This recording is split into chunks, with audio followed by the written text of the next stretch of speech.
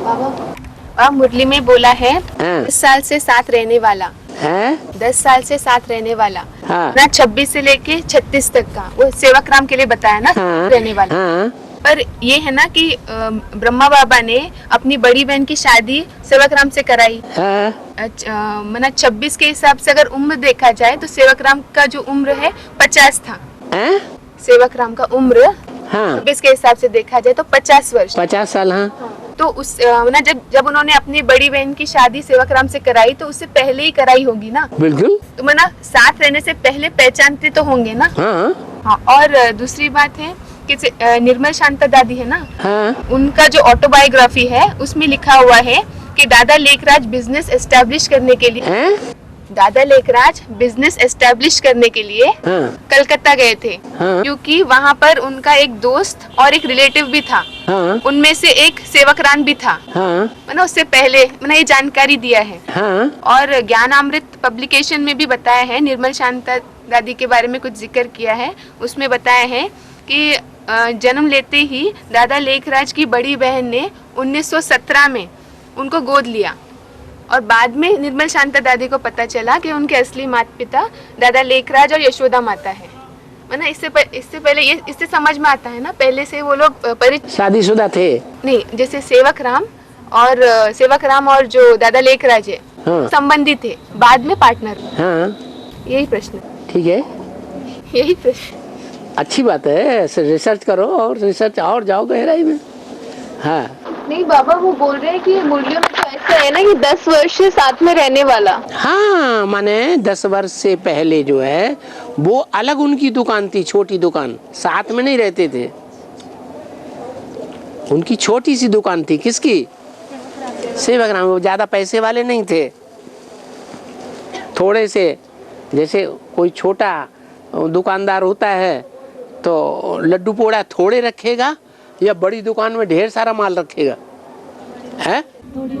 तो उनकी छोटी सी दुकान थी, थोड़े से हीरे में जवाहरात रखते थे, लेकिन सच्चे रखते थे, झूठे नहीं रखते थे। और वो सारा कलकत्ते का बाजार वैश्याओं का, लंपटों का। ब्रह्मा बाबा की बड़ी दुकान, तो जहाँ सारी दुकानें हैं, बड़ी बड़ी दुकानें हैं, वो बड़ी बड़ी दुकानों वाले झूठे हीरे भी रखेंगे, जवाहरात रखेंगे या नहीं रखेंगे? हैं? रखेंगे। और वो नहीं रखता था अपनी दुकान में झूठे, उसे झूठा धंधा करना ही नहीं है। तो फिर उसकी दुकान ज्यादा चलेगी या कम चलेगी? क्यों? हर जब सच्चे हीरे बेच रहा है तो कम क्यों चलेगी? हैं? झूठों की दुनिया है ना। झूठे हीरे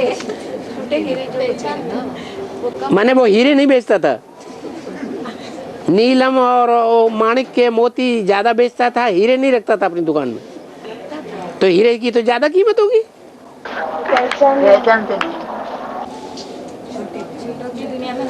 अरे दुनिया में झूठे ज्यादा हैं, झूठों का मार्केट है, झूठों की दुकानें हैं, तो वो छोटी दुकान को भी लोग क्या समझेंगे?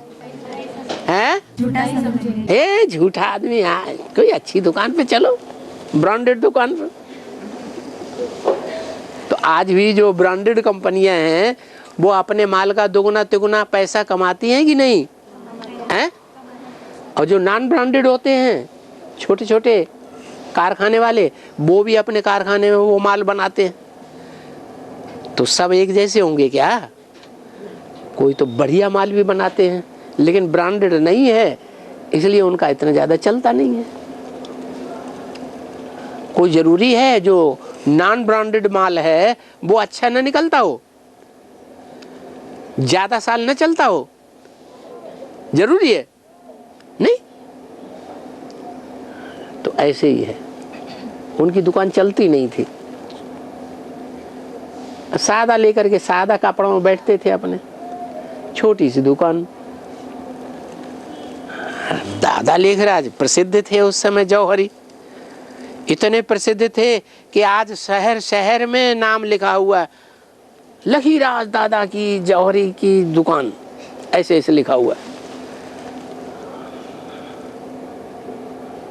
दादा लखीराज की जवाहरी की दुकान, ऐसे लिख दिया है।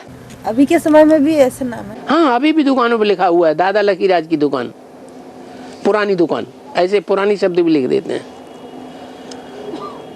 तो भव्य व्यापारी थे, विदेशों से भी माल मंगाते थे। और अमेरिकन हीरे तो बहुत प्रसिद्ध हैं, धड़ाधड़ बेचते थे, फटाफट पैसा कमाते थे। राजाओं के घर में भी घुस जाते थे, रानियों के यहाँ। रानियों को तो खूब बेवकूफ बनाना।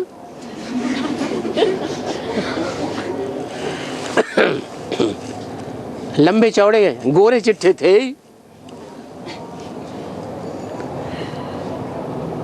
तो रानियों के निवास में आओ भगत होगी या नहीं होगी? हैं? तो होगी। और मतलब 10 माना 10, जब सन 26 से उनको अपनी दुकान में रख लिया कि इनको दुकान में रख कर के सच्चा आदमी है, सच्चा काम करेगा, हीरों का व्यापारी अच्छा है, अच्छी जानकारी है, तो अच्छा काम करेगा, इसलिए मैनेजर बना दिया। क्या? हाँ, जब अच्छा 10 साल काम देखा सच्चाई का, तो बाबा ने सारी दुकान उनको सौंप दी। कहा आधा तुम कमाओ और आधा हमें दे देना। हीरे जवाहरात, दुकान, पैसा, धन संपत्ति सारा तुम्हारा दुकान का है, उसमें से आधा हमें क्यों दे देना है? क्योंकि आधा तुम जो मेहनत करो, मेहनत करके जो तुम दुकान चलाओ, उसमें तुम्हारी मेहनत का आधा ले लेना। दुनिया में भी ऐसे ही होता है। किसी को खेत बटाई पे दो तो मेहनत करेगा, मेहनत करके आधा हिस्सा अपना ले लेगा मेहनत का, आधा जमीन वाले मालिक को दे देगा।